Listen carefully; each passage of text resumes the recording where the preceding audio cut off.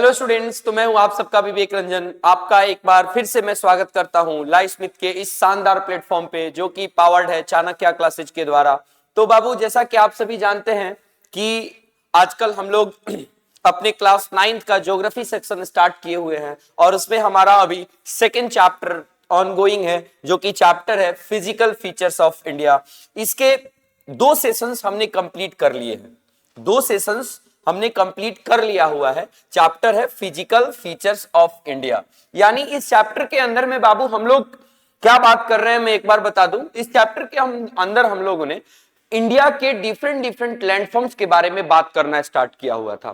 तो आपको मैं जस्ट दोनों लेक्चर्स जो पीछे के सेशंस में हो चुके हैं इस चैप्टर से रिलेटेड उनको अगर मैं रिकॉल करूं तो आपको यह देखने को मिलेगा कि सबसे पहले हमने देखा कि इंडिया में कौन कौन से लैंडफॉर्म्स मौजूद हैं और उसके अलावा ये लैंडफॉर्म्स का निर्माण किन प्रोसेसेज के जरिए हुआ है। मैंने आप लोग को बताया था कि शुरुआत में भारत जो था वो गोंडवाना लैंड के का एक हिस्सा हुआ करता था जो साउदर्न हेमिस्फीयर में ऑस्ट्रेलिया के साथ इंडो ऑस्ट्रेलियन प्लेट में लोकेटेड था। लेकिन धीरे धीरे करके हमने क्या देखा, due to course of time ये खिसकता हुआ नॉर्दर्न हेमिस्फीयर में आ गया और आज इंडो यूरेशियन प्लेट के साथ, ठीक है, भारत जो है वो नॉर्दर्न हेमिस्फीयर का एक हिस्सा बना हुआ है। इसके अलावा हमने देखा था कि टेक्टोनिक प्लेट्स की एक्टिविटीज ने हमारे भारत की धरती पर अलग अलग फिजिकल फीचर्स का निर्माण किया है जो हमारे इंडिया को काफी अलग अलग तरीके से सिग्निफाई करने का काम करते हैं, इंपैक्ट डालने का काम करते हैं। तो हमने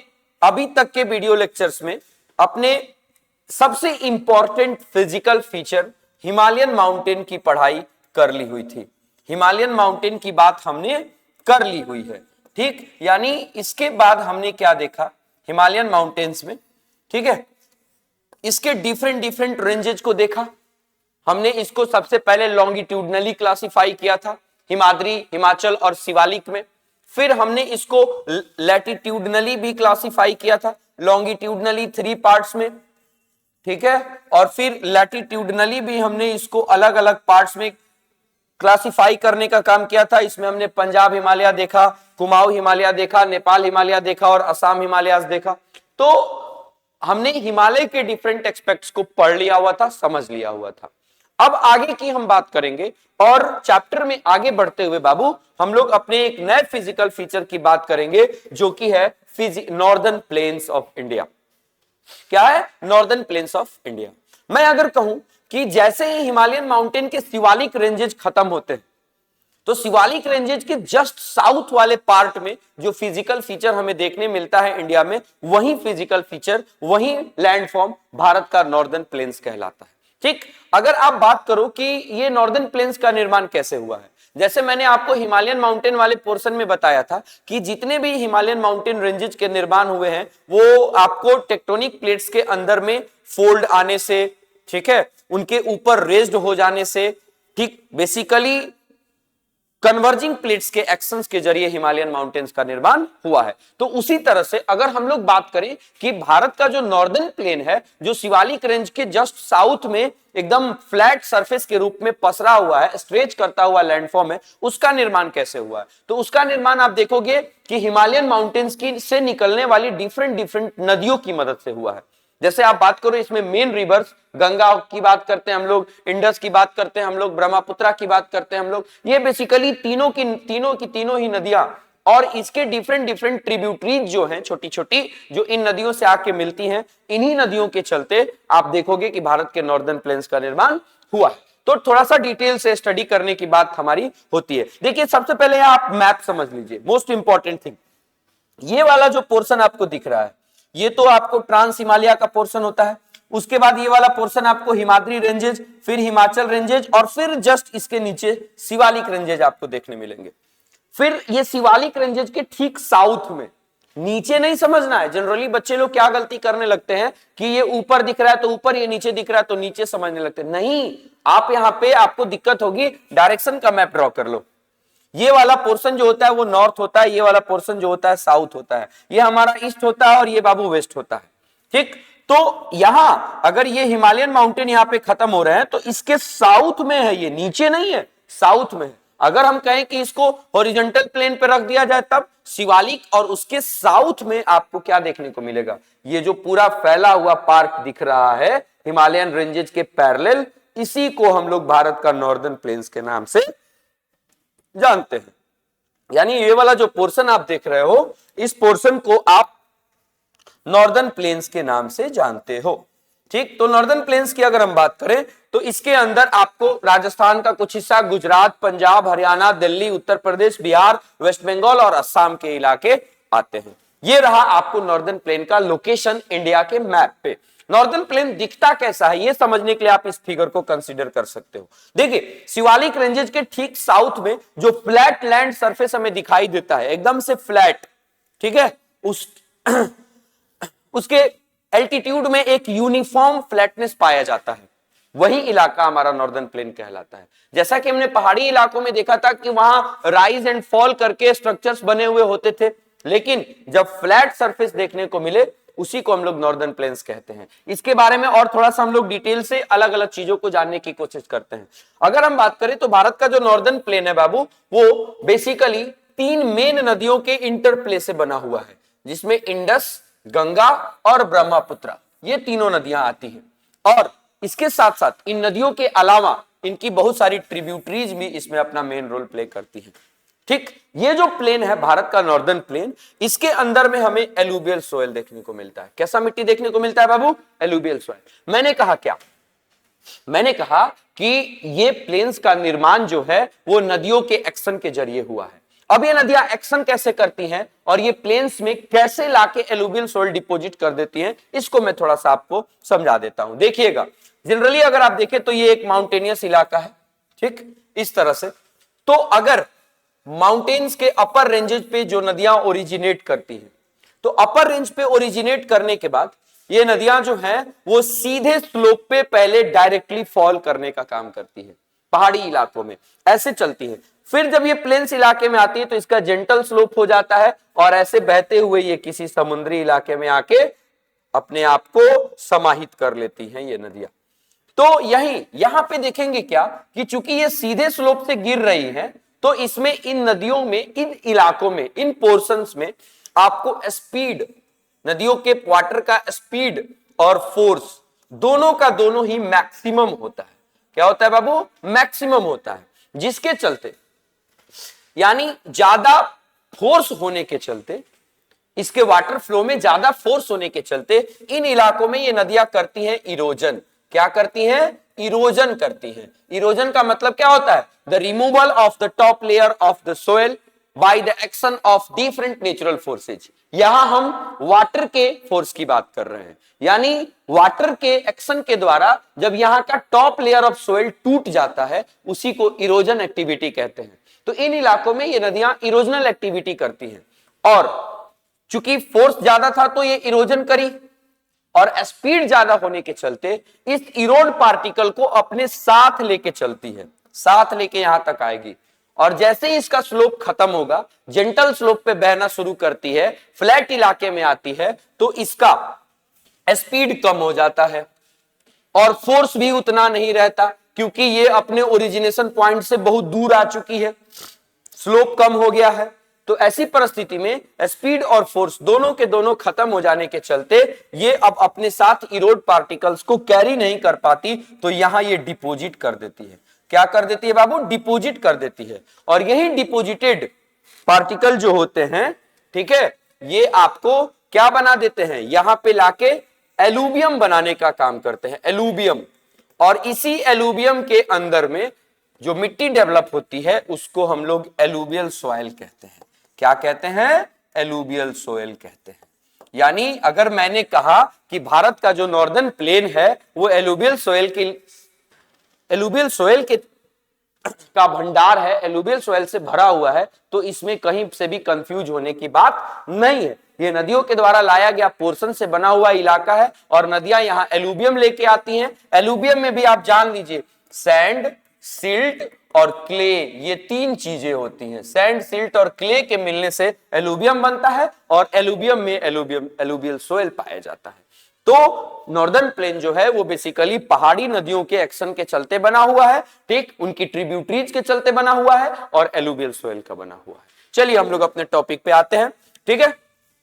अगर आप बात करें तो ये नॉर्दर्न प्लेन का एरिया 7 लाख स्क्वायर किलोमीटर है, जो कि हिमालयन रेंजेस के पैरेलल इसकी भी लंबाई 2400 किलोमीटर है और इसकी चौड़ाई में हमें हिमालयन रेंजेस से थोड़ा सा वेरिएशन देखने को मिलता है। उसकी चौड़ाई जहां आपको 400 से 150 किलोमीटर थी, इसकी चौड़ाई 240 से 320 किलोमीटर के बीच में होती है, ठीक। नॉर्दर्न प्लेन वाला जो इलाका होता है ये डेंसली पॉपुलेटेड इलाका होता है, ठीक, और इन इलाकों में मिट्टी का कवर ज्यादा होने के चलते, सोयल कवर ज्यादा होने के चलते, एडिक्वेट वाटर सप्लाई होने के चलते और फेवरेबल क्लाइमेट होने के चलते, ये तीनों कंडीशंस जो हैं, यानी काफी ज्यादा मात्रा में एलुवियल सोयल का होना, वाटर सप्लाई का ठीक ठाक होना और साथ ही साथ फेवरेबल क्लाइमेट का पड़ना, ये तीनों चीजें जो होती हैं इस इलाके को एग्रीकल्चरली काफी ज्यादा प्रोडक्टिव पार्क बनाने का काम करती है।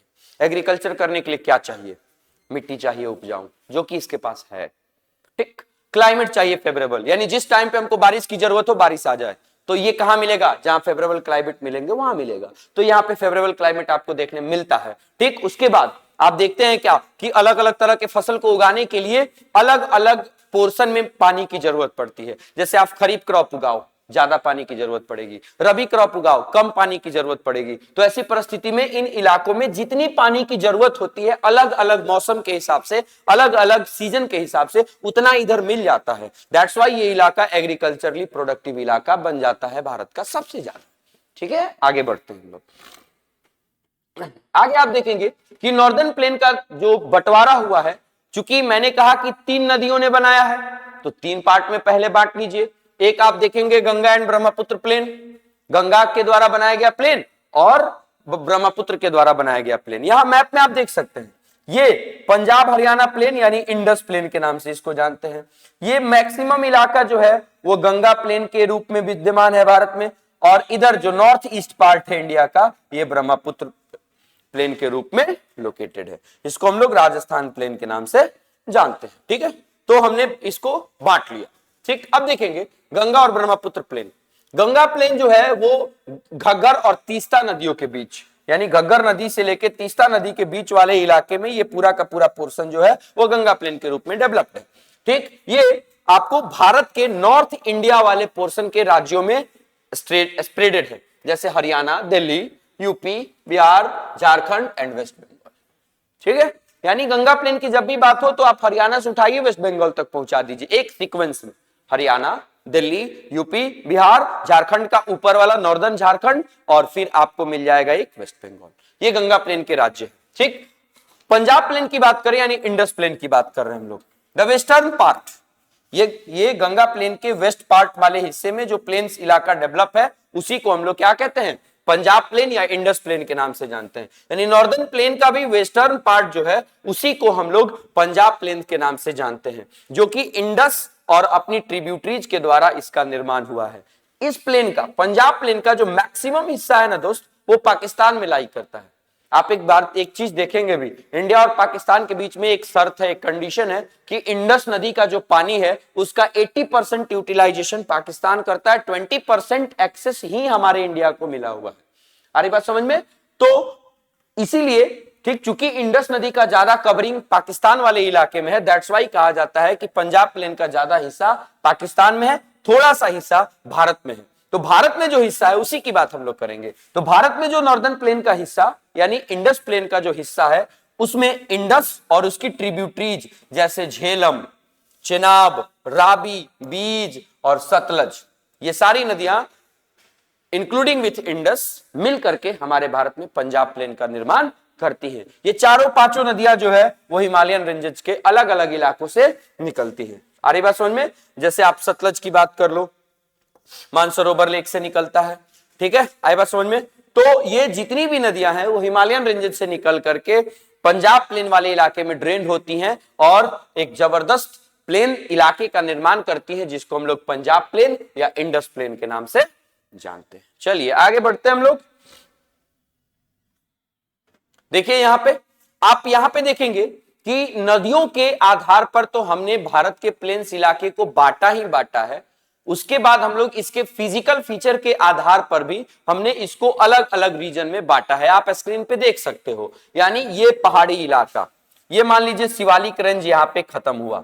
मैंने कहा था कि शिवालिक रेंज के ठीक साउथ वाले इलाके में ये पूरा का पूरा जो इलाका फैला हुआ आपको दिख रहा है, इसी को हम लोग नॉर्दर्न प्लेन कहते हैं।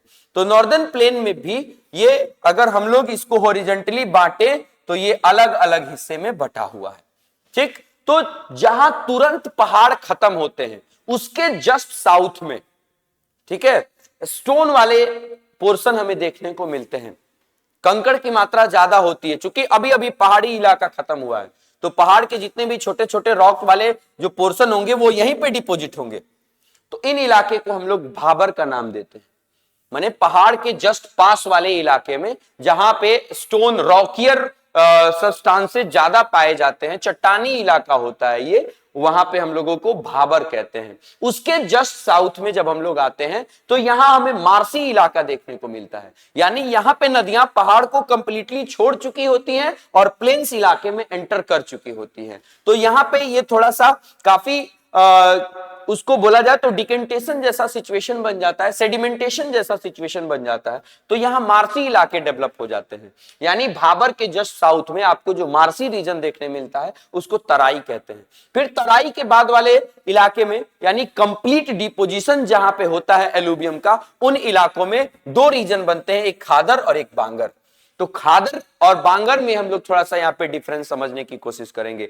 खादर इलाका उन इलाकों को कहते हैं जिन इलाकों में हर साल बाबू डिपोजिशन का काम होता है, मतलब उन इलाकों में जो नदियां बहती हैं, whether they are the main stream of the rivers of Ganga, Indus and Brahmaputra doesn't matter, और दे आर द ट्रिब्यूटरीज।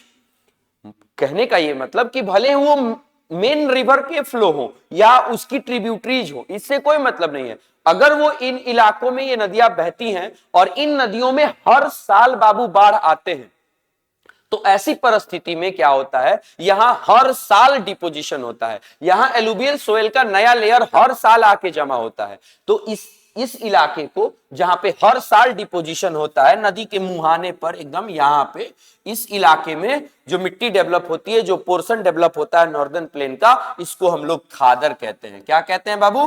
खादर कहते हैं।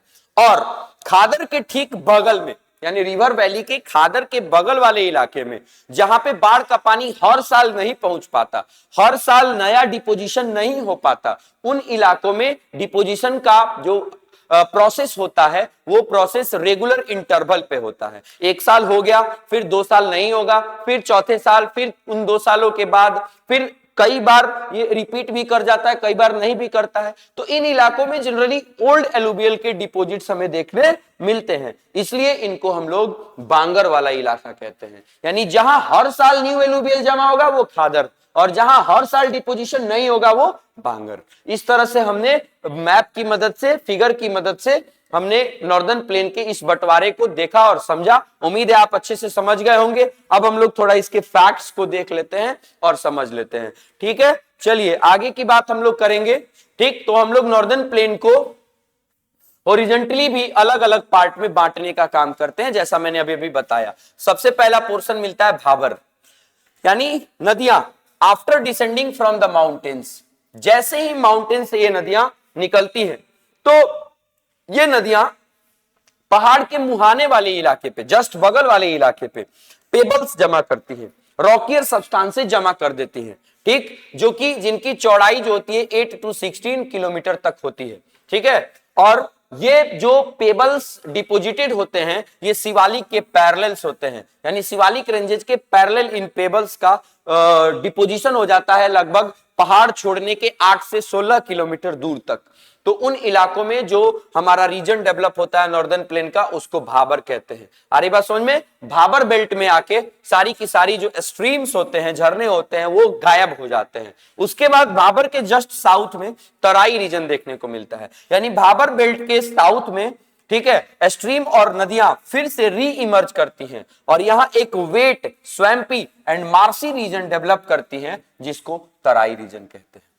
यानी स्ट्रीम्स जब ये पेबल्स वाले इलाके में गायब होने के बाद फिर से तराई रीजन में निकलते हैं, और जहां ये निकलते हैं वहां पे वेट, स्वैम्पी और मार्सी इलाके डेवलप हो जाते हैं। इन इलाकों को हम लोग क्या, तराई का नाम दे देते हैं। ठीक, आई बात समझ में? ये जो रीजन होता है ये थिकली फॉरेस्टेड रीजन होता है, और इन रीजन में वाइल्ड लाइफ काफी ज्यादा भरा हुआ होता है। आप कभी पहाड़ी इलाकों में घूमने के लिए जाइएगा तो जैसे ही आप अपना प्लेन्स इलाका छोड़ते हैं तो सबसे पहले जंगली इलाका आपको देखने को मिलता है। फिर जब उस जंगली इलाके को आप पार करके और आगे जाते हैं तब आपको पहाड़ मिलने शुरू हो जाते हैं। तो वहीं जहां पे जंगली इलाका शुरू होता है, मतलब आपके प्लेन्स इलाके से पहाड़ के तरफ जाने पर, और हम यहां पहाड़ से प्लेन्स इलाके की तरफ बढ़ रहे हैं, तो सबसे पहले पहाड़, उसके जस्ट बगल में पेबल लाइक स्ट्रक्चर्स यानी रॉकियर स्ट्रक्चर्स जिसको हम लोग बावर का नाम देते हैं, उसके ठीक बगल में आप आइए तो जो थिक फॉरेस्ट कवर मिलेगा, मार्सी इलाका मिलेगा, दलदल टाइप का सिचुएशन मिलेगा, उसको कहते हैं हम लोग तराई। यहां जंगल कवर भी ज्यादा होते हैं, फॉरेस्ट कवर भी ज्यादा होते हैं, और जब फॉरेस्ट ज्यादा होंगे तो वाइल्ड लाइफ भी आपको ज्यादा ही देखने को मिलेंगे। बीते कुछ दिनों में हमने क्या देखा है कि तराई रीजन्स में फॉरेस्ट कवर को काफी ज्यादा मात्रा में क्लियर किया गया है। किस लिए क्लियर किया गया है? ताकि इन इलाके को एग्रीकल्चरल लैंड के रूप में इस्तेमाल किया जा सके, क्योंकि ये इलाके फर्टाइल हैं। और हमने ये देखा है कि बीते कुछ दिनों में हमारा पॉपुलेशन काफी तेज गति से बढ़ रहा है। तो ऐसी परिस्थिति में अपने पॉपुलेशन के नीड को पूरा करने के लिए, एग्जांपल के तौर पे भोजन संबंधी नीड को ही पूरा करने के लिए, चूंकि जब पॉपुलेशन बढ़ रहा है तो हमने अपने यहाँ के एग्रीकल्चरल लैंड को घर के रूप में डेवलप कर लिया, अब हम इनका इस्तेमाल रहने के लिए करते हैं। तो ऐसी परिस्थिति में आपको एग्रीकल्चर करने के लिए लैंड की जरूरत पड़ेगी, तो इधर मिलता है। और यहाँ पे हमने देखा है कि आप देखेंगे कि बहुत सारे ठीक जंगली इलाके को क्लियर करके एग्रीकल्चर के रूप में इस्तेमाल किया जा रहा है। और साथ ही साथ ये भी देखेंगे कि कुछ तराई रीजन्स को ना हमने शेल्टर के रूप में भी इस्तेमाल किया है। कैसा शेल्टर? इंडिया पाकिस्तान के बंटवारे के बाद जो लोग पाकिस्तान से हमारे यहाँ माइग्रेट करके आए, उनके रहने की व्यवस्था करने के लिए भी हमने इन जंगली इलाकों को शेल्टर के रूप में इस्तेमाल करने का काम किया हुआ है। ये था आपको तराई। अगला रीजन आपको दिखेगा बांगर और फिर खादर। पहले खादर समझ लेते हैं फिर बांगर समझेंगे। यानी आप देखेंगे कि खादर रीजन का जो सोयल होता है उसके अंदर कैल्सेरियस डिपॉजिट्स ज्यादा पाए जाते हैं, जिनको कंकड़ के नाम से जाना जाता है। The newer younger deposits of the flood plains are called khadar. New deposit मैंने आपको अभी अभी बताया पिछले स्लाइड में कि जहां हर बार न्यू डिपोजिशन होता है, हर बार नए तरह की मिट्टी आके जमा होती है, उसको हम लोग क्या कहते हैं? खादर इलाका कहते हैं। ठीक, ये इलाके जो होते हैं ऑलमोस्ट एवरी ईयर रिन्यू कर दिए जाते हैं। ठीक, हर बार नया डिपोजिशन इन इलाकों में हो ही जाता है नदियों में बाढ़ के आने के चलते। तो ऐसी परिस्थिति में ये इलाके चूंकि हर बार डिपोजिशन होता है तो हर बार नए न्यूट्रिएंट्स के आने से ये हर साल फर्टाइल होते जाते हैं और इंटेंसिव एग्रीकल्चर के लिए ये काफी ज्यादा उपयुक्त साबित होते हैं। अगला था बांगर, यानी खादर के बगल वाले इलाके में जो largest part of the northern plain है, ठीक है, वो ओल्डर एलुवियम का बना हुआ है, और इसी ओल्डर एलुवियम के डिपोजिशन वाले इलाके को हम लोग बांगर वाला इलाका कहते हैं। क्यों? क्योंकि इन इलाकों में डिपोजिशन का काम जो होता है वो बाबू हर साल नहीं होता है। आई बात समझ में? यानी कहने का क्या मतलब, मैंने बताया कि जिन इलाकों में रेगुलरली बाढ़ आएगा तो हर बार वहां डिपोजिशन होगा। जहां हर बार डिपोजिशन होगा ना दोस्त, वहां पे बनेगा खादर, और जहां हर बार डिपोजिशन नहीं होगा वहां पे बनेगा बांगर। यानी ओल्ड एलुवियल वाला इलाका जो डेवलप होता है किसी रीजन में, वहां पे बांगर इलाका डेवलप हो जाता है, और नॉर्दर्न प्लेन का मैक्सिमम पोर्शन जो है वो बांगर का ही बना हुआ है। आगे बात समझ में? चलिए आगे बढ़ते हैं हम लोग। आगे हम देखेंगे अपना एक नया लैंडफॉर्म जो कि है पेनिनसुलर प्लेट्यू। ठीक, तो यहां तक दोस्त हमने हिमालयन माउंटेन रेंजेस की पढ़ाई कर ली, नॉर्दर्न प्लेन्स को देख लिया। अब नॉर्दर्न प्लेन के ठीक साउथ में जब हम बढ़ते हैं भारत के मैप पे तो हमें एक प्लेट्यू रीजन देखने को मिलता है जिसको हम लोग पेनिनसुलर प्लेट्यू कहते हैं। देखो यहां इस मैप पे भी मैं आपको समझाने की कोशिश करता हूं। ये वाला पोर्शन देख लो, माउंटेनियस पोर्शन हो गया। उसके जस्ट नीचे ये जो थोड़ा ग्रीनिश टाइप का इलाका देखने को मिल रहा है, ये आपको नॉर्दर्न प्लेन हो गया। ठीक है, यहां समझिएगा, ये आपको हिमालयन माउंटेन हो गया, हिमालयन माउंटेनियस इलाका। यहां आपको नॉर्दर्न प्लेन्स हो गया।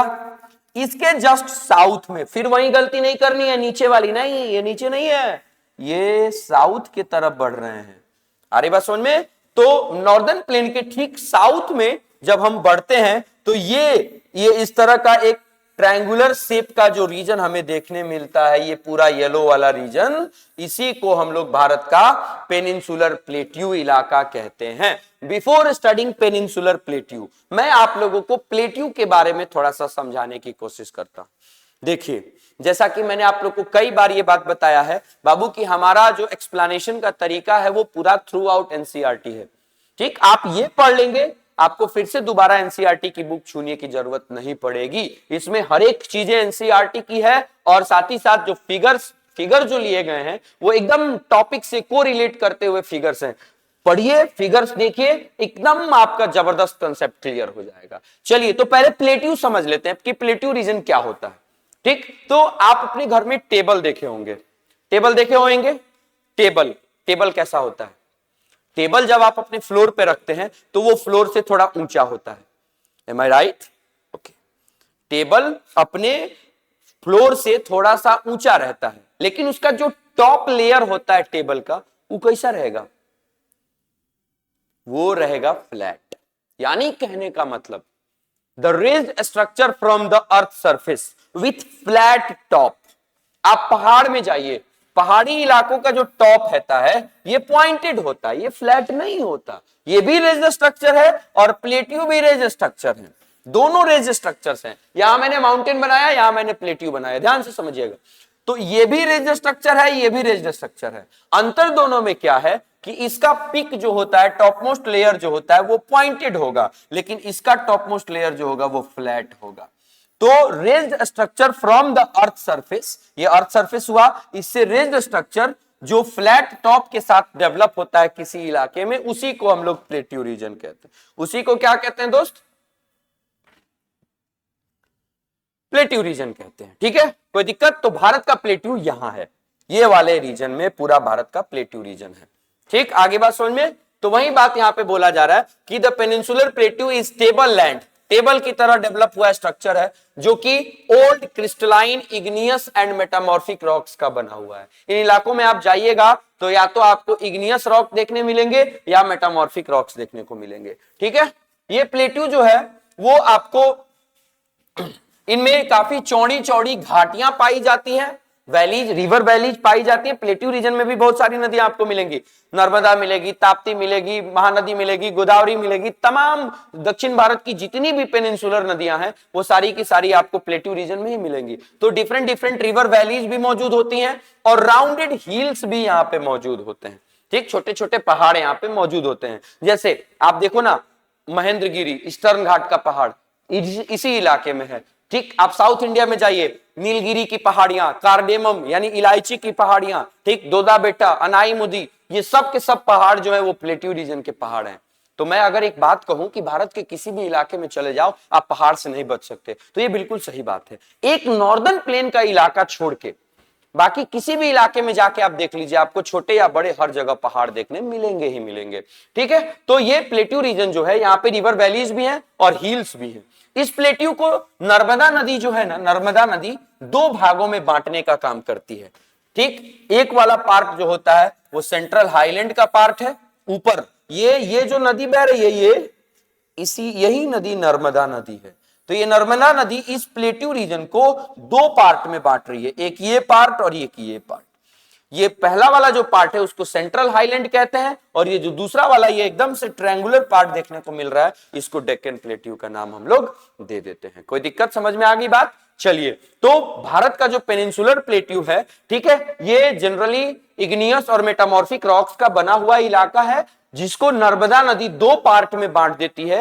एक ऊपर वाला नॉर्थ वाला इलाका सेंट्रल हाईलैंड और साउथ वाला इलाका डेक्कन प्लेट्यू, यहां पे आपको नंबर करके दिखाया गया है। ठीक, आ रही बात समझ में? इन इलाकों में आपको जनरली नदी घाटियां देखने मिलेंगी, बहुत सारी तमाम अलग अलग नदियां मिलेंगी और छोटे छोटे पहाड़ जिनको हम लोग हिल्स कहते हैं वो भी इन इलाकों में देखने मिलते हैं। ठीक है, चलिए आगे बढ़ते हैं। आगे देखेंगे, सेंट्रल हाईलैंड की बात होगी और फिर हम लोग डेक्कन प्लेट्यू की बात, दोनों की बात बारी बारी से करेंगे। तो देखो, सेंट्रल हाईलैंड यहां इस मैप पे आप देख करके समझ सकते हो। देखना, ये वाला जो इलाका है, यही इलाका भारत का सेंट्रल हाईलैंड वाला इलाका है और ये जो ट्रायंगुलर शेप में आपको रेंज इलाका देखने को मिल रहा है, इसी को हम लोग भारत का डेक्कन प्लेट्यू वाला इलाका कहते हैं। ये दो पार्ट, बीच में नर्मदा नदी, नर्मदा नदी, ठीक है, नर्मदा नदी जो है इसके दो पहाड़ी भी हैं। नर्मदा नदी के यहां पे कलर बदल दे थोड़ा, एक पहाड़ी इधर मिलती है सतपुरा रेंजेज, ये सतपुरा रेंजेज, और इधर एक पहाड़ी मिलती है, इसको कहते हैं विंध्या रेंजेज। ये विंध्या रेंज, ये सतपुरा रेंज, बीच में नर्मदा नदी, और फिर ऊपर में सेंट्रल हाईलैंड, नीचे में डेक्कन प्लेट्यू। ये वाला पोर्शन सेंट्रल हाईलैंड है, ये वाला जो रीजन है वो डेक्कन प्लेट्यू का रीजन है, ठीक है, डीपी डेक्कन प्लेट्यू, ये नर्मदा नदी बीच में, ठीक है, उसके ऊपर विंध्या रेंज, नीचे सतपुरा रेंज।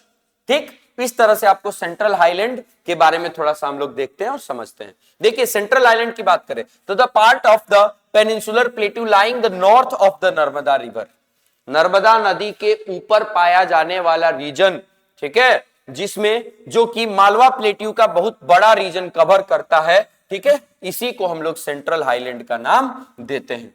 ये सेंट्रल हाईलैंड जो है ये इधर इसके नॉर्थ वेस्ट वाले इलाके में आपको अरावली रेंजेस देखने मिलते हैं। इधर आपको मिलेगा क्या, अरावली रेंजेस, जो राजस्थान के अंदर में थार डेजर्ट से बाइफर्केटेड है। थार डेजर्ट आपको वेस्ट में और ईस्ट वाले पार्ट में अरावली रेंजेस देखने को मिलेंगे, ठीक है, अरावली रेंजेस से कवर्ड है, ठीक, in the west and Vindhya ranges in the south. मैंने कहा ना कि इधर आपको ये वाला जो पहाड़ी इलाका मिलेगा ये विंध्या रेंज है, और ये वाला जो आपको पहाड़ी रेंज मिलेगा ये विंध्या रेंज है, ठीक है, आई बात समझ में, ठीक।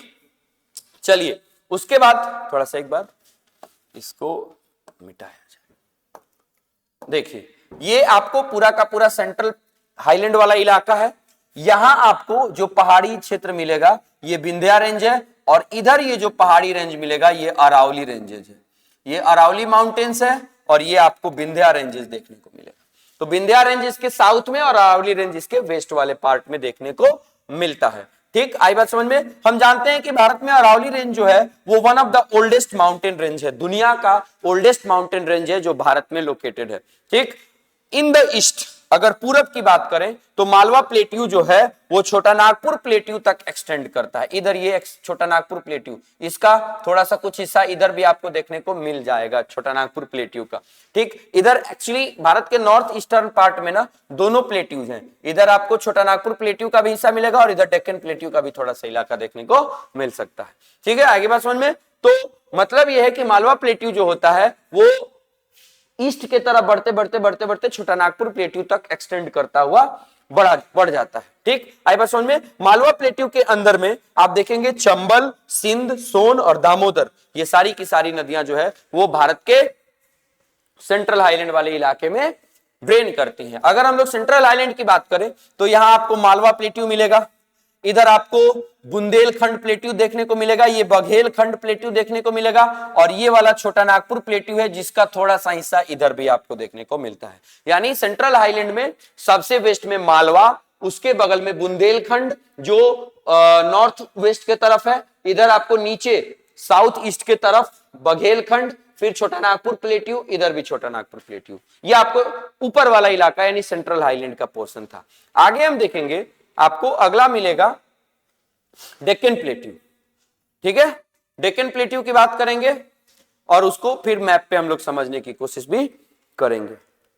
देखिएगा, ठीक, Deccan plateau is the triangular landmass. मैंने बताया ना कि ऊपर ये जो रेक्टेंगुलर पोर्शन था वो सेंट्रल हाईलैंड था, और इसके ठीक नीचे ये जो रेक्टेंगुलर पार्ट आपको देखने को मिलता है इसी को हम लोग भारत में डेक्कन प्लेट्यू का नाम दे देते हैं। डेक्कन प्लेट्यू के जस्ट ऊपर आपको सतपुरा रेंज, फिर नर्मदा नदी, ये सतपुरा रेंज, ये नर्मदा नदी, और इसके फिर ऊपर यहां विंध्या रेंज और फिर सेंट्रल हाईलैंड।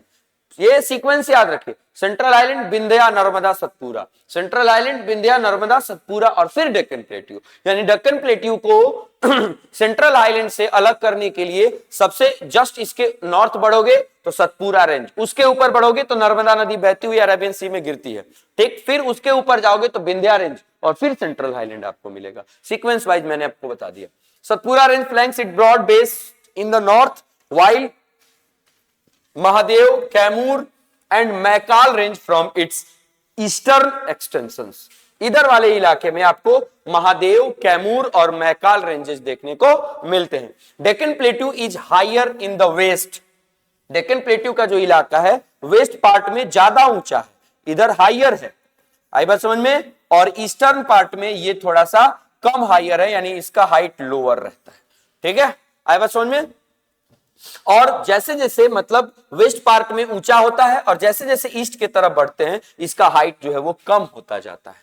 ठीक, आप देखेंगे इसका एक्सटेंशन जो है वो नॉर्थ ईस्ट वाले राज्यों में भी देखने को मिलता है, जहां पे जनरली मेघालय वाले राज्य में ये देखने को मिलता है। ठीक, जिसका नाम है कर्बी एनालॉग प्लेट्यू, यानी डेक्कन प्लेट्यू का एक हिस्सा छोटा नागपुर प्लेट्यू से बाइफर्केट करता हुआ भारत के नॉर्थ ईस्टर्न राज्यों में भी लोकेटेड है, जो जनरली हम लोग मेघालय राज्य में देखने को मिलता है, जहां गारो, खासी और जैंतिया की पहाड़ियों से ये कर्बी एनालॉन्ग प्लेट्यू जो है वो बाइफर्केट होता है, और ये वाला प्लेट्यू जो है वो डेक्कन प्लेट्यू का हिस्सा है, जो थोड़ा सा अलग होके भारत के नॉर्थ ईस्टर्न राज्यों में चला गया है। ठीक, ये सेपरेट होता है छोटा नागपुर प्लेट्यू से, वहां पे मेघालय वाले इलाके में सेपरेट होता है। ठीक, एक प्रोमिनेंट हिल रेंजेज, ठीक है, जिनका नाम है गारो, खासी और जैंतिया, यानी गारो, खासी और जैंतिया की जो पहाड़ियां हैं वो भारत के नॉर्थ ईस्टर्न राज्यों में छोटा नागपुर प्लेट्यू और डेक्कन प्लेट्यू के बीच में बाउंड्री बनाने का काम करती हैं। ठीक है, आगे हम देखेंगे, यहां मैप पे हम समझने का काम करते हैं। ये वाला जो पूरा आपको रीजन देखने को मिल रहा है, यही वाला रीजन आपको डेक्कन प्लेट्यू का रीजन है। ठीक, ये देखिए जितना येलो वाला पार्ट है ये सब डेक्कन प्लेट्यू वाला इलाका मिलेगा, इधर भी इसका थोड़ा सा इलाका देखने को आपको मिल सकता है। ये पहाड़ की जनरली ये घाटे हैं, तो ये आपको वेस्टर्न घाट है, और ये वाला जो रीजन है वो आपको ईस्टर्न घाट है। ये वेस्टर्न घाट और ये ईस्टर्न घाट देखने को मिलेगा, और जितना आपको ये ब्लू कलर से दिख रहे हैं ये सारी की सारी आपको नदियां देखने को मिलेंगी। तो ये येलो वाला पार्ट भारत का डेक्कन प्लेट्यू वाला इलाका है, जिसमें बेसिकली आप देखो तो महाराष्ट्र, गोवा, कर्नाटका, तमिलनाडु का कुछ हिस्सा, आंध्र प्रदेश और तेलंगाना, फिर छत्तीसगढ़ और उड़ीसा के कुछ इलाके, कुछ राज्य, ये सारे के सारे राज्य के कुछ इलाके डेक्कन प्लेट्यू में पाए जाते हैं। कोई दिक्कत? यानी यहां तक हमने अभी के सेशन में दो इंपॉर्टेंट लैंडफॉर्म्स की बात करी, जिसमें एक आपको नॉर्दर्न प्लेन था और एक हमारा क्या था, डेक्कन प्लेट्यू था या पेनिनसुलर प्लेट्यू था, जिसमें हमने सेंट्रल हाईलैंड और आपको डेक्कन प्लेट्यू की बात करी। तो आज हम यहां पे अपने इस सेशन को खत्म करते हैं, फिर अगले क्लास में, अगले सेशन में हम लोग अगले इंपॉर्टेंट लैंडफॉर्म की बात करेंगे, जो कि हमारा होगा क्या, पेनिनसुलर प्लेट्यू का ही हिस्सा वेस्टर्न घाट और ईस्टर्न घाट। फिर हम पढ़ेंगे कोस्टल प्लेन्स के बारे में, जो समुद्र के द्वारा बनाए गए प्लेन्स इलाके होते हैं। ठीक, और फिर हम लोग भारत के आइलैंड्स के बारे में पढ़ेंगे, और तब जाके हमारा ये चैप्टर जो होगा वो खत्म हो जाएगा। यानी आप मान के चलिए कि नेक्स्ट सेशन में हम लोग इस चैप्टर के बाकी बचे हुए जितने भी लैंडफॉर्म्स हैं उनकी पढ़ाई कर लेंगे। चलिए दोस्त, तब तक आप अपना बहुत ध्यान रखिए, पढ़ाई में मन लगाइए। मिलते हैं, थैंक यू।